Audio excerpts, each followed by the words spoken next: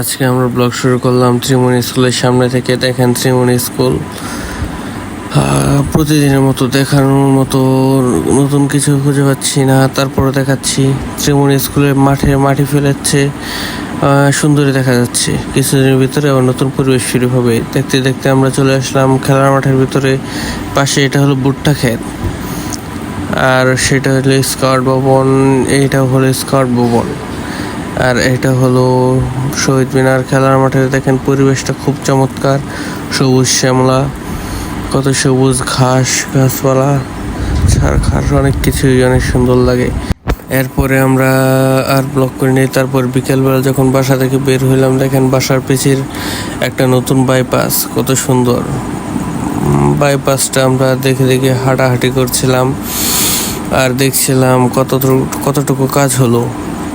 আর নদীটা দেখেন সবেমাত্র খনন করা হয়েছে, কত সুন্দর দেখা যাচ্ছে।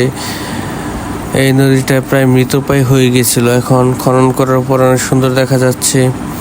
এটা হলো একটা মাঠ, এটাও একটা মাঠ। এই মাঠে একদিন জগিং করতে আসবো দেখি। আর মাঠের পাশ দিয়ে বেয়ে চলেছে সেই নদীটা। দেখতে দেখতে আজকে এখানে ব্লগ